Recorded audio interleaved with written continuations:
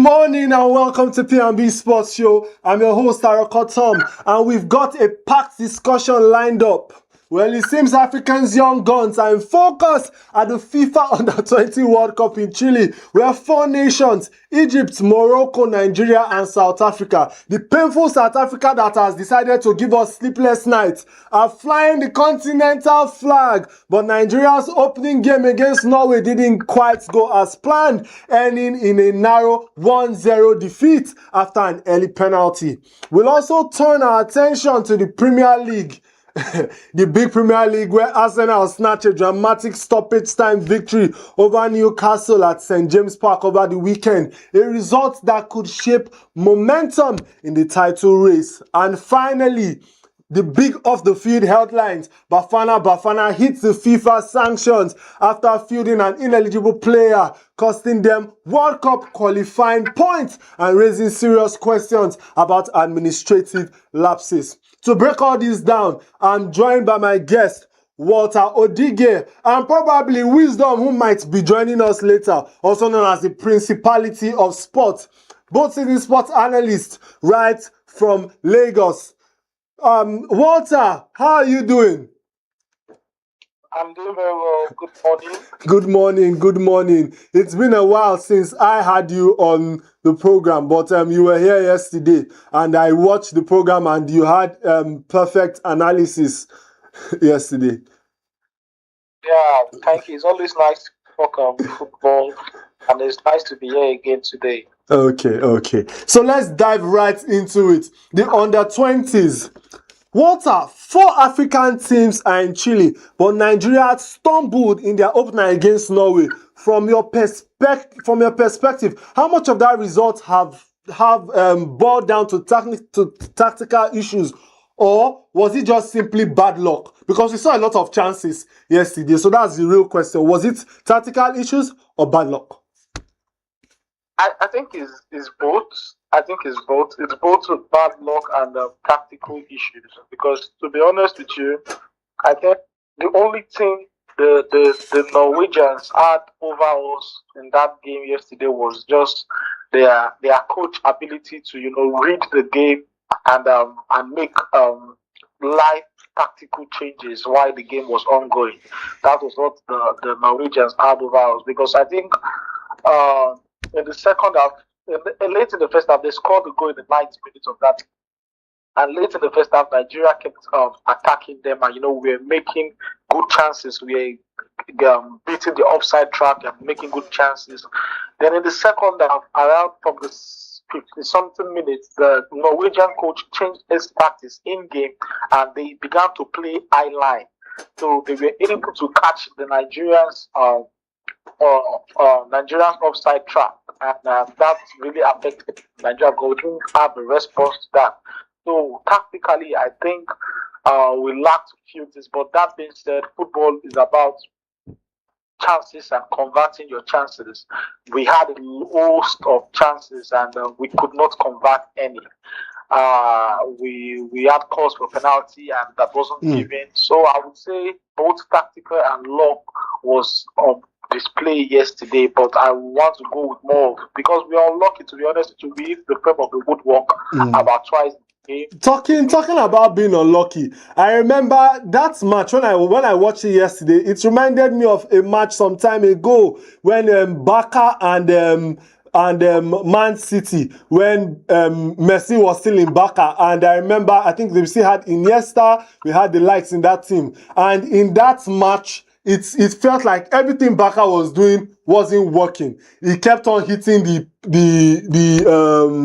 woodwork, kept on, like anything that they did, it was like it was not working. It was like they put a charm in the middle of the goalpost. And yesterday, watching that match, from my own perspective, I feel that these boys, they played well to some extent. I feel we have the personnel when it comes to the players on the pitch, but the goals were not just coming.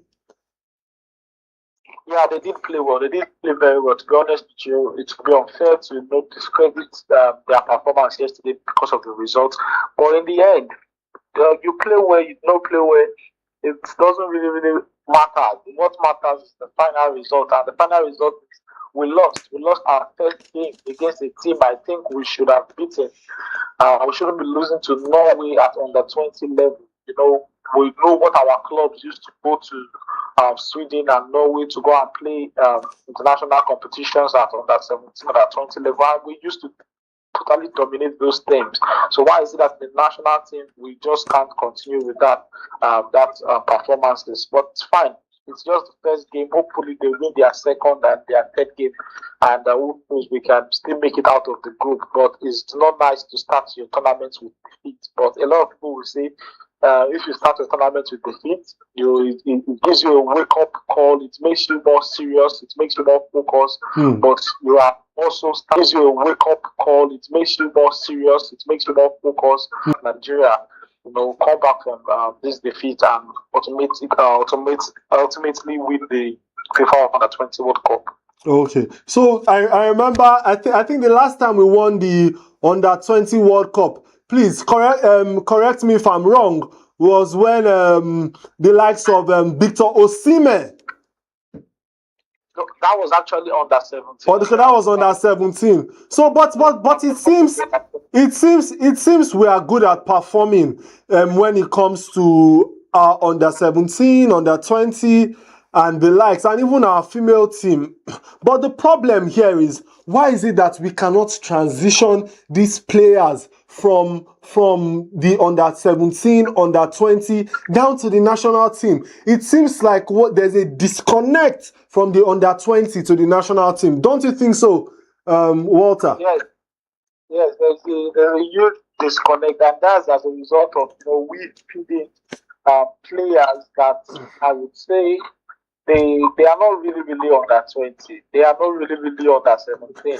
So by the time they get to those bracket tournaments, they perform very well, because yes, they are playing against people that they are way much older than. So they are bullies. Yes, they are bullies. Football does not lie. At the end of the day, before they get at their side, we are through age catch up with them and the progression. But that aside, I still think it has to do with the NFF and their lack of deliberate plans and deliberate action towards these young players, and it affects these young players in their development.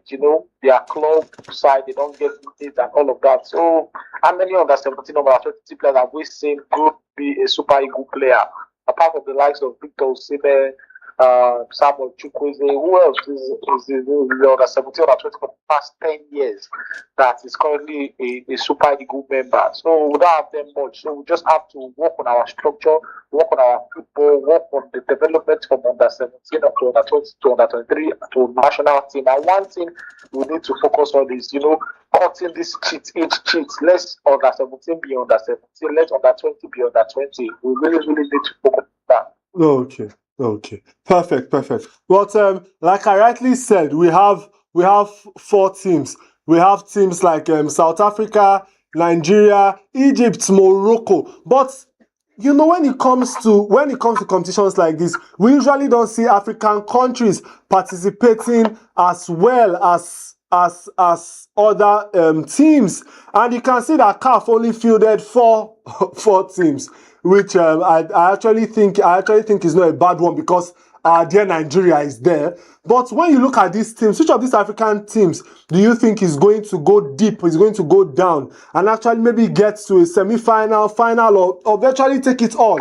Because if you look at the South African team, we have players like, if you look at the South African team, what they did with their national team is also what they did with this under 20 team. They have players that are in their local league. They have players that play together in this team. So which teams do you think are actually going to go far in this World Cup?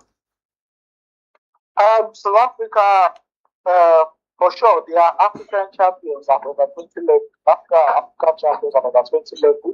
So I would naturally expect them to go far at the tournament.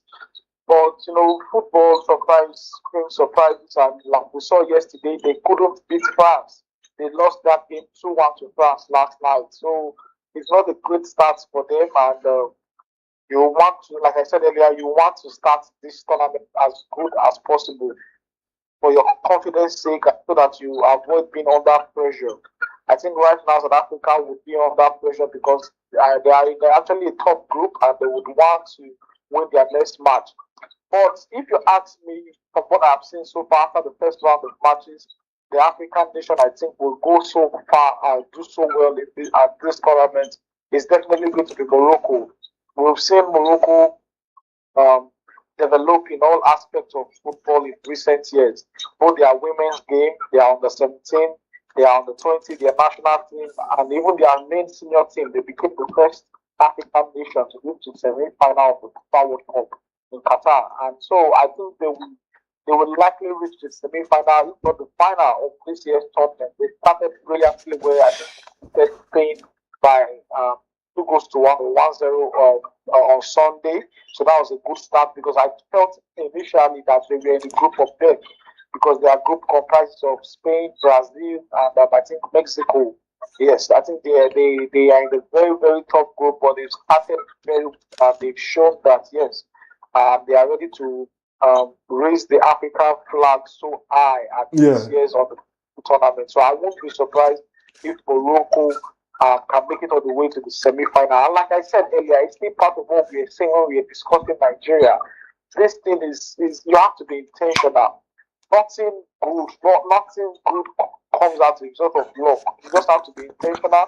You have to be deliberate. We know how much Morocco have spent on their football in the past 5, 6, 7, 8 years. We know how much they've invested in their infrastructure. We know how much they've invested in their women's game. We know how much they've invested in their cadets, their youth teams. So those are deliberate plans. But you know, if you look at the Nigerian budget, you look at our sports budget, you look at the NFF budget, you notice that we also invest so much, but we wonder where that money is going to. But that's discussion for another day. So right now we're going to go on a short break, and when we come back, we're going to be discussing Arsenal. Because it seems like they were the only team that refused to lose over the weekend. So sit tight, grab your coffee, grab your popcorn, merge with the coffee, because P&B Sports Show will be right back.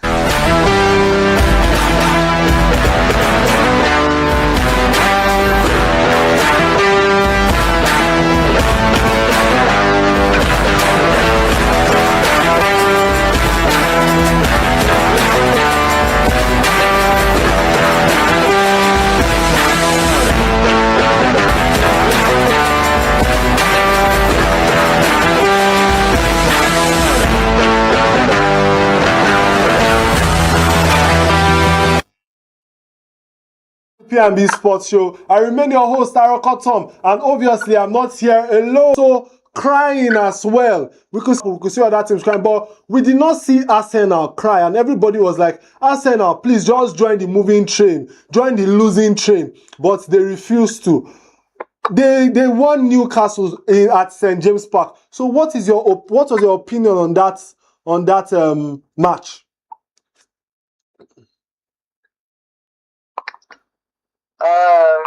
First off, Arsenal. I think this season I am impressed with how Arsenal have grown.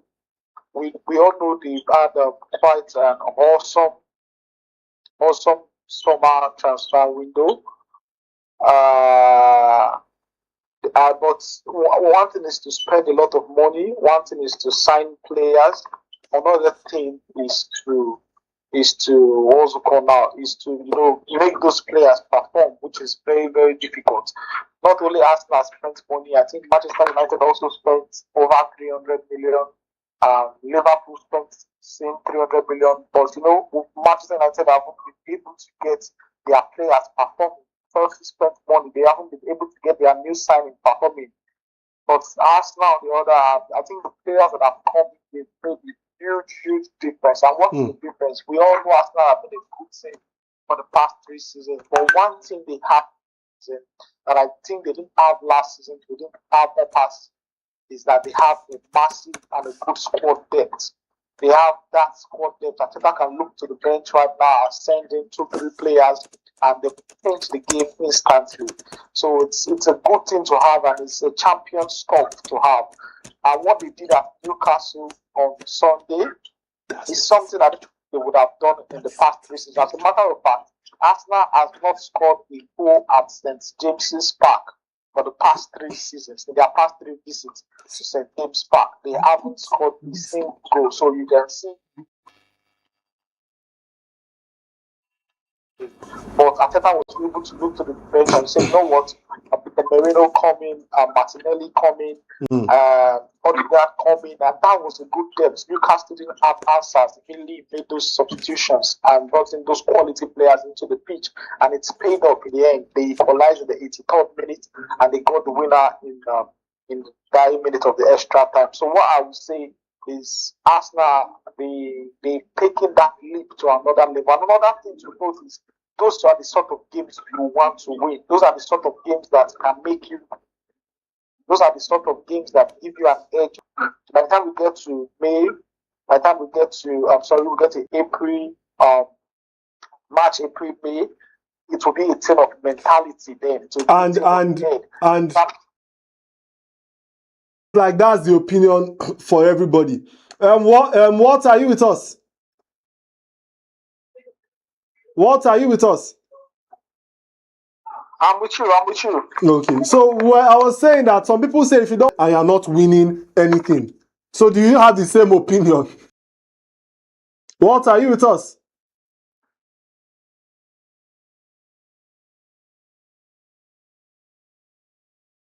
It will end this year. May period.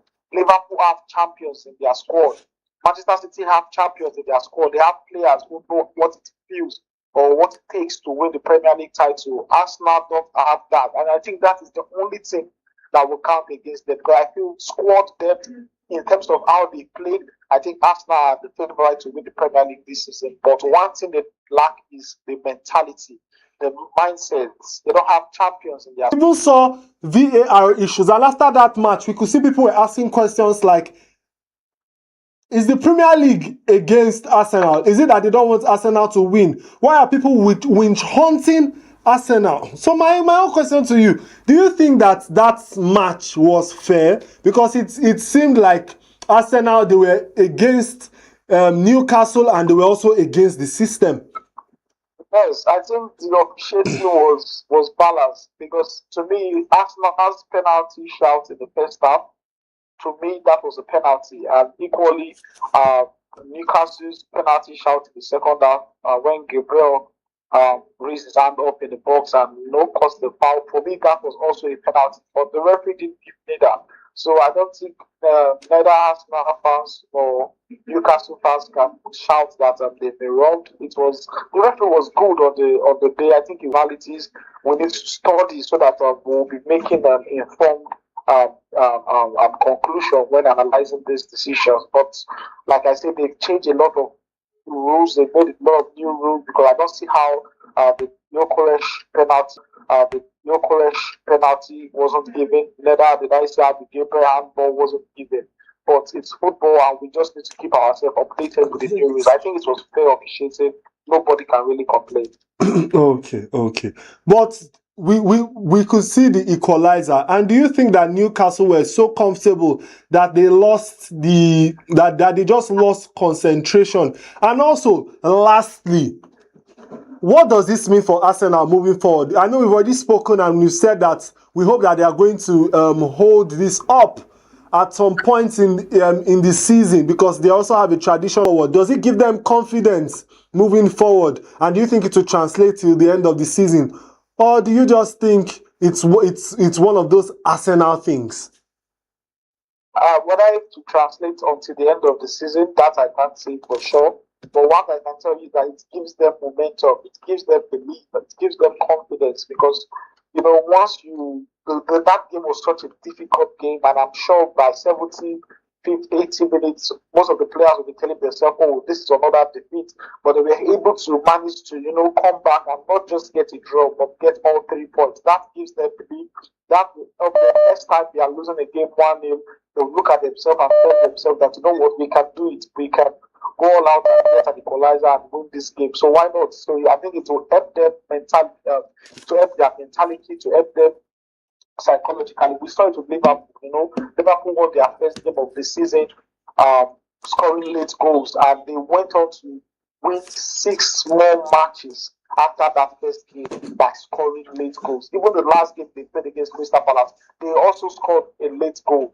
But Crystal Palace were just too stubborn and they got their own late goal of their own. So it helps you mentally. It gives you this belief that, you can do that. I saw what Arteta did in that game around when it was time for the added time to be added, and he was screaming 8 minutes. He was telling his players, we have 8 minutes.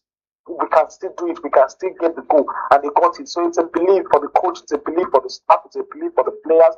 And hopefully, I don't want them to win, but I think that will spur them on to, get many more victories. Okay. That's fantastic. That's fantastic. Well, right now we're going to be going on a very short break again because it seems like we have Wisdom, the principality of sports, and him and Walter, they seem to be best friends as well. Anywhere you see Wisdom, you see Walter. If you see Wisdom on channels, you see Walter on channels. If you see Wisdom on P&B, you see Walter on P&B. So right now we're going to be going on a short break, and when we come back, we are going to be discussing the sanction that has been placed on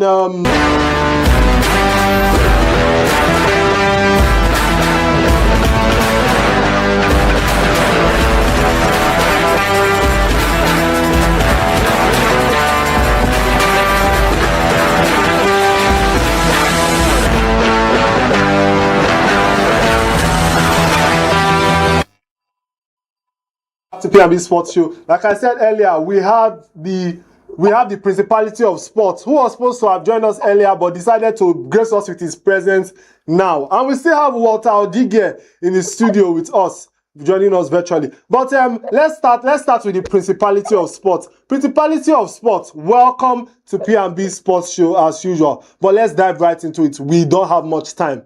South Africa has been deducted 3 points. 3 World Cup qualifying points from them, which puts Benin Republic above them with goal difference. What is your opinion on this? Do you think it's a long time coming?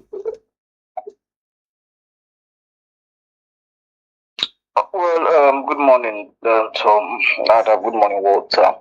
I'm great to be here, as always. Well, talking about the Super Eagles of Nigeria, really, to be honest, I am not excited about the deduction of the 3 points. Not that I'm not happy, but I'm not super excited about it.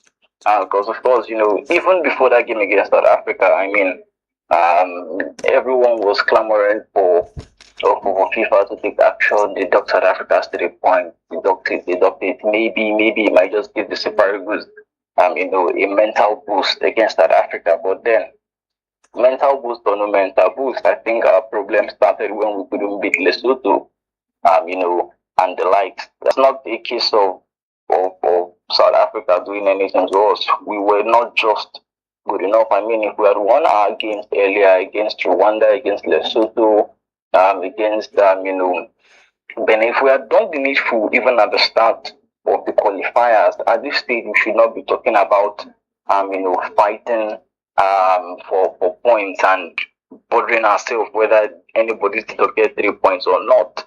So, but then, even now that it has happened, first of all, I have to say kudos to FIFA. They did the needful. Although there are a lot of Nigerians, of course, like I said earlier, would have preferred that it happened earlier, maybe before we played South Africa. But now that it has happened, you've mentioned how the table is looking like. Benin Republic 14 points, topping the log now. South Africa second 14 points. Nigeria third 11 points. Rwanda fourth 11 points. Again, it shows that the table now is very, very tight and very, very open. But our next 2 games, we are playing Lesotho, we are playing Benin Republic. Now, for a Lesotho that on paper, we should be giving them at least minimum of 5 codes.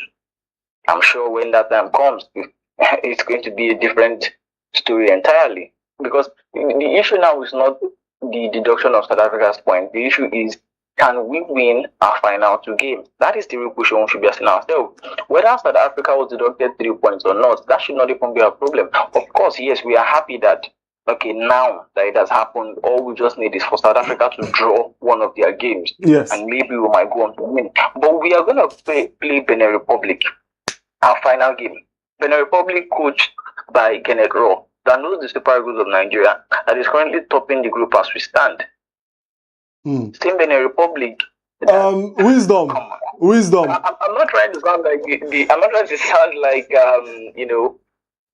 the prophet of doom for Nigeria, but I'm trying to help us realize that this is something that we could have taken care of earlier. But just to wrap things up quickly, I think it's a good one for us. But at the end of the day, it all still boils down to our table. If we can get the job done, then I think we're good to go. Okay. So the truth is, they're already chasing us out of the studio. I don't know why. They are saying that we don't have time. I'm even begging them, okay, add 5 minutes, add 10 minutes. They say no, that there's no time. But I want to, in 1 minute, do you think that Nigeria, that we have any hope? Because we could have easily, because I personally feel, or some people also feel, that if we had won South Africa, it would have been good, and South Africa were okay with the draw because they were expecting the 3-point loss. So just in 1 minute or less, just give me your own opinion. I already stated that we should have done our job earlier. To be honest, we should have done our job earlier. Now that this one has happened, all right, yes, maybe it might give us an extra boost and motivation. But where the problem would be is if when we come up against Lesotho next month,